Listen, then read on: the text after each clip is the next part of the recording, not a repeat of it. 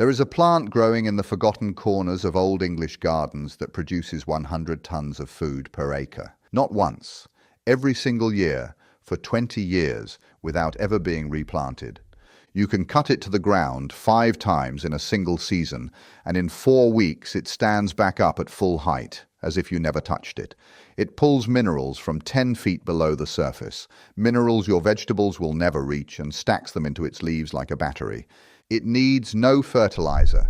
It needs no irrigation. It asks for nothing. And when you lay its leaves on the soil, they dissolve into pure plant food in 48 hours. A plant like this should be in every farm, every garden, every survival plot on Earth. Why have you never heard its name? Here is the part nobody wants to say out loud. This plant was not forgotten because it failed. It was forgotten because it worked too well.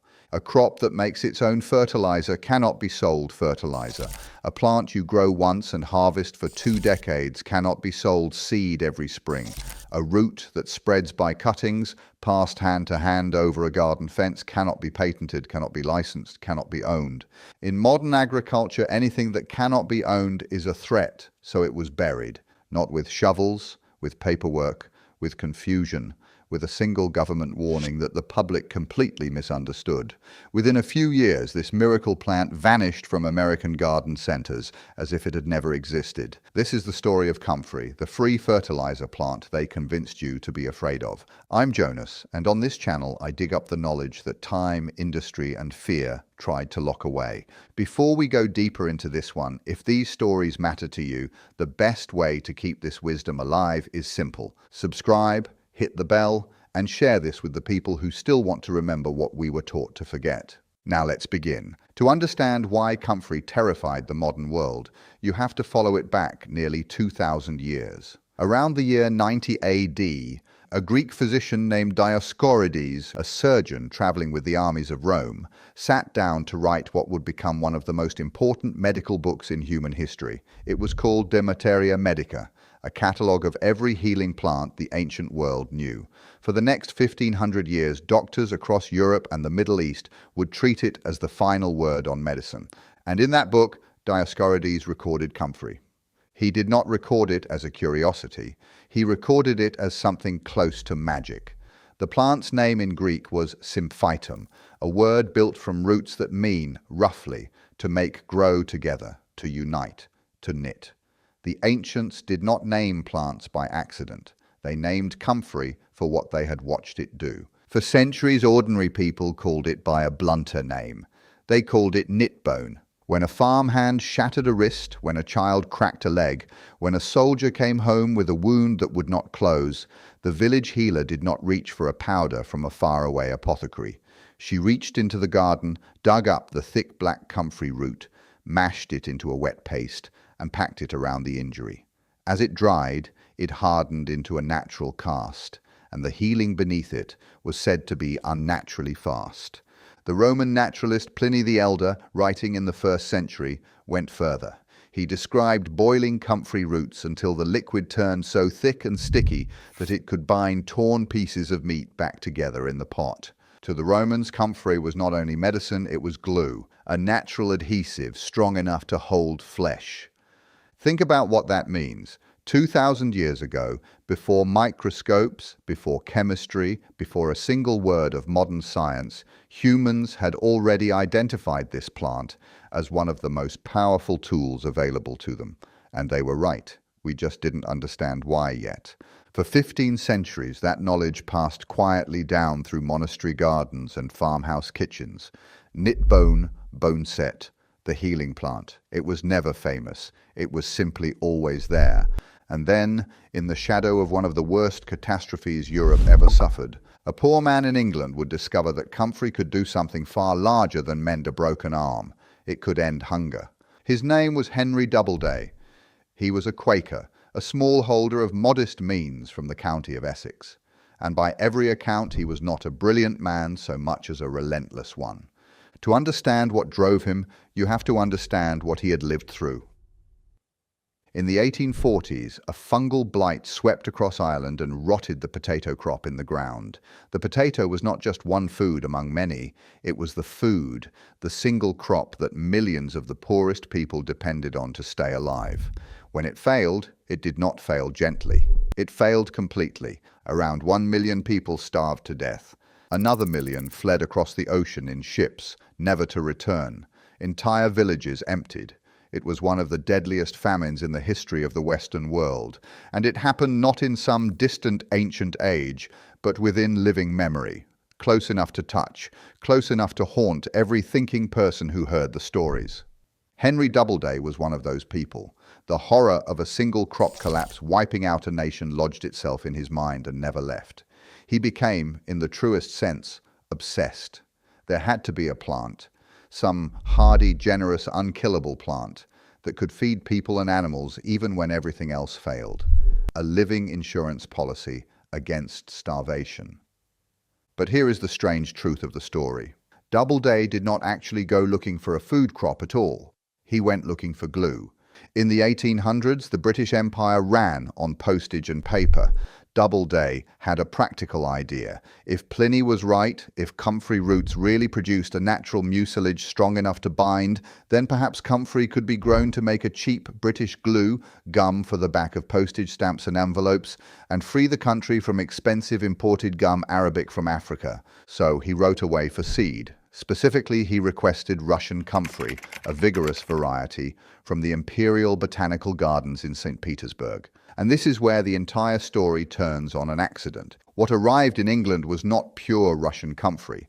According to the account, what Doubleday received was a hybrid, a chance cross between common Comfrey and the Russian strain, and that hybrid possessed a vigor that no one had planned and no one fully understood.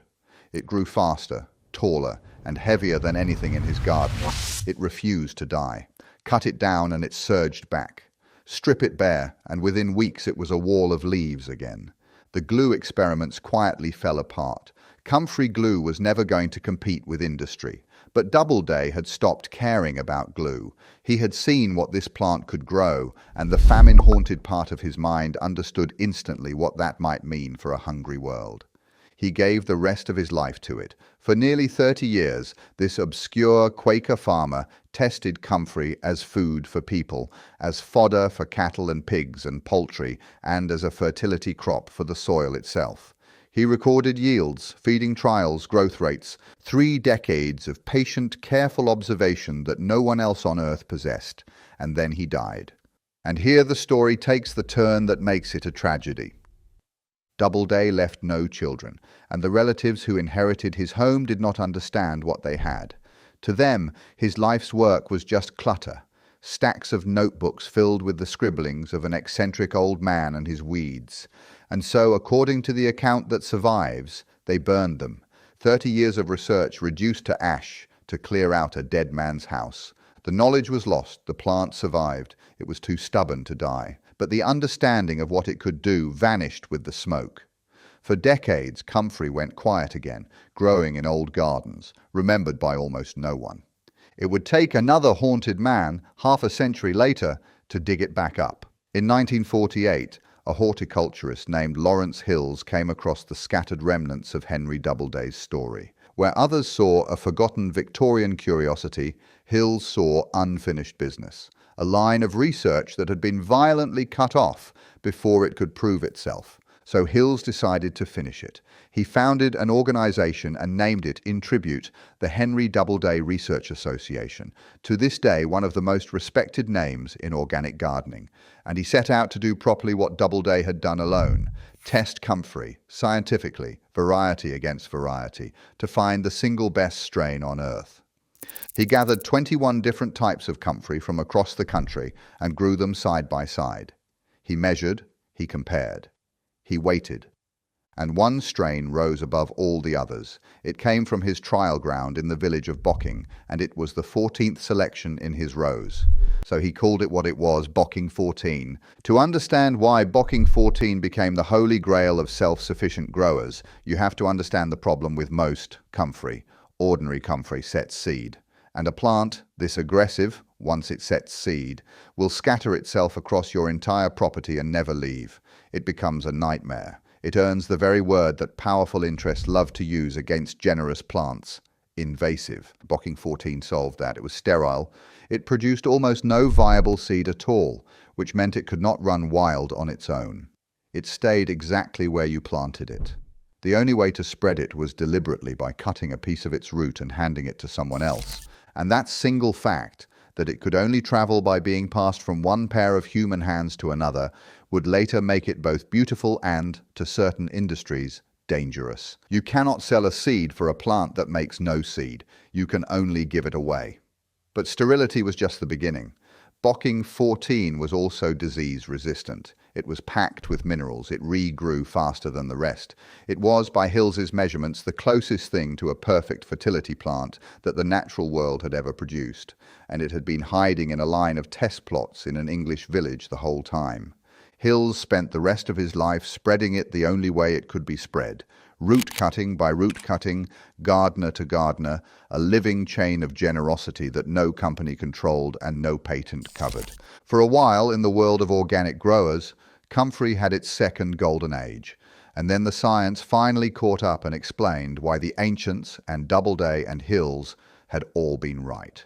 Modern analysis revealed what Comfrey actually is. It is not a vegetable in any normal sense. It is a biological machine for moving minerals. Start with the roots. Comfrey sends a thick taproot driving as deep as 10 feet straight down into the subsoil. Think about what that means in a garden.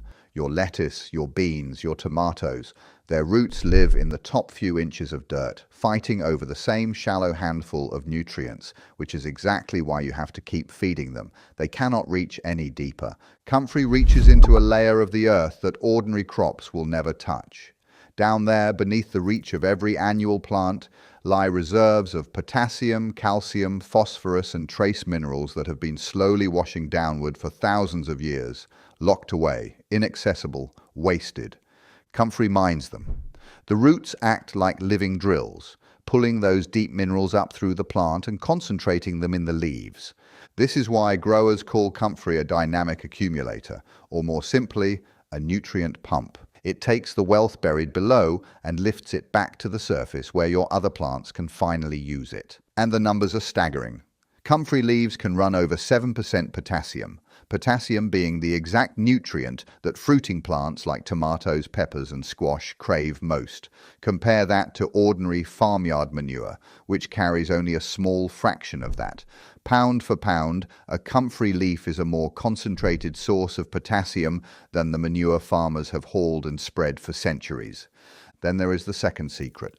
Comfrey leaves are almost all soft tissue and almost no woody fiber. That sounds minor. It is not.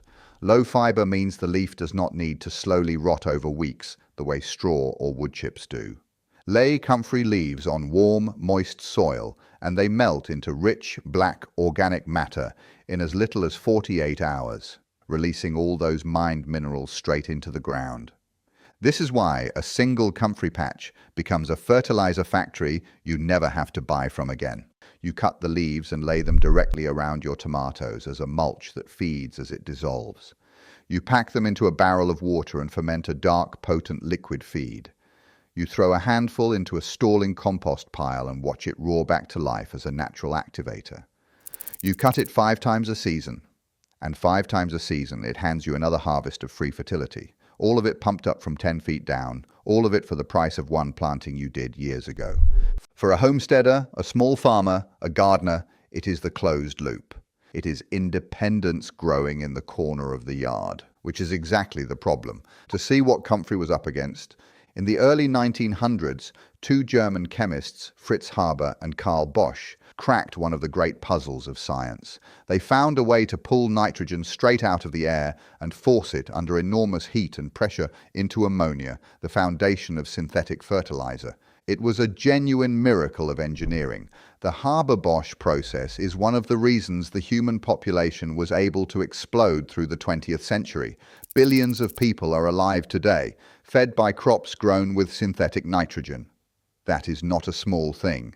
And this is not a story that pretends otherwise.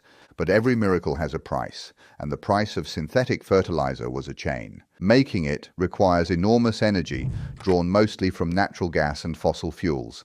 It requires giant industrial plants. It requires global supply lines, shipping, distribution. Most importantly, from a business point of view, it requires the farmer to come back and buy more every single season. That is the model that conquered agriculture.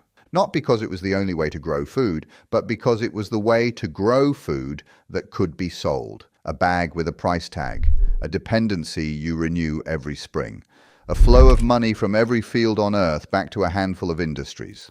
Now hold Comfrey up against that model and see why it never had a chance in a boardroom. Comfrey is perennial. You plant it once and it lives for 20 years. There is no annual sale. Comfrey is free after planting. It costs nothing to make its fertilizer. There is no product. Comfrey is sterile in its best form. It makes no seed to package and sell. Comfrey spreads only by root cuttings shared between neighbors. There is no supply chain to own. And Comfrey cannot be meaningfully patented. There is no exclusive right to defend. Comfrey is everything the synthetic fertilizer economy is not. It is local, it is permanent, it is free, it is shared. Comfrey makes the farmer independent instead of dependent. A plant like that does not get banned with a dramatic announcement. There is no villain who stands up and declares war on a weed. It is quieter than that and far more effective. A plant like that simply gets allowed to be forgotten, and when the moment is right, given a small nudge into the grave. That nudge came in the summer of 2001. On July 6, 2001, the United States Food and Drug Administration issued a warning to manufacturers. It advised them to pull Comfrey dietary supplements from the market. The reason was real, and it is worth saying plainly because I don't deal in lies. Comfrey roots, and to a lesser degree the leaves, contain compounds called pyrrolizidine alkaloids. Taken internally, swallowed in concentrated pills, capsules, teas, or root tinctures day after day over a long period, those compounds can build up and damage the liver. That risk is genuine. The FDA was not wrong to warn against eating concentrated Comfrey supplements. On that narrow point, the science is on their side. But watch what happened next. Watch how a precise, narrow, reasonable warning became a death sentence for an entire plant. The warning was about one thing: internal supplements, pills, capsules, teas, things you swallow. It said nothing about growing Comfrey in your garden, nothing about touching it, nothing about cutting its leaves and laying them around your tomatoes, nothing about composting it, mulching with it, or feeding it to the soil. But the public did not hear, "Do not eat concentrated Comfrey supplements." The public heard one word: toxic, and that was enough. Word spread that Comfrey was dangerous, that Comfrey was poison, that Comfrey should not be in a garden at all. Nurseries grew nervous. Garden centers, afraid of liability and rumor, quietly stopped carrying it.